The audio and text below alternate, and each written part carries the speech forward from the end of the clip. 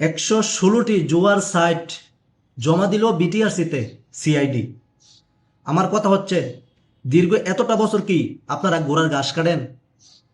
বিটিআরসিদেরকে বলতেছি, বিটিআরসিতে যারা কর্মকর্তারা আছেন তারা কি ঘোড়ার ঘাস কাটেন?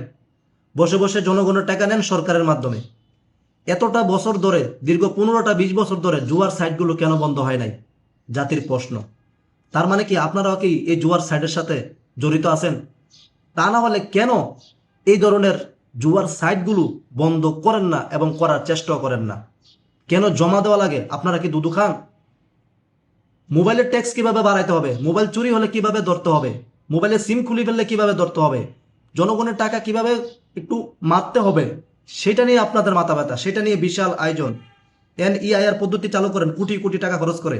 অথচ সারা বাংলাদেশের মানুষের মধ্যে জুয়ার সাইটগুলো কেন বন্ধ করতেছেন না? কোটি কোটি যুবকেরা সংসার ফ্যামিলি ধ্বংস করে দিচ্ছে এই ধরনের জুয়ার সাইটগুলো দিয়ে। জুয়া খেলে খেলে অনলাইন জুয়া ভরে গেছে ভাই, প্রত্যেকটা গল্লি গল্লি, এলাকায় এলাকায়, গ্রামে গ্রামে।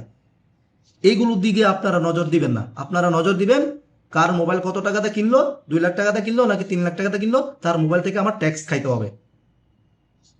সাধারণ জনগণ হিসেবে আজকে কথাগুলো বলে দিলাম। জুয়ার সাইটগুলো অবিলম্বে বন্ধ করেন। দেশটা শেষ হয়ে যাচ্ছে, যুব যুব সমাজ শেষ হয়ে যাচ্ছে, ধ্বংস হয়ে যাচ্ছে। আর আপনারাও সমস্যা আছে, আপনারা ভালো ভিডিও কখনো শেয়ার করেন না, ভালো ভিডিও আপনারা দেখেন না।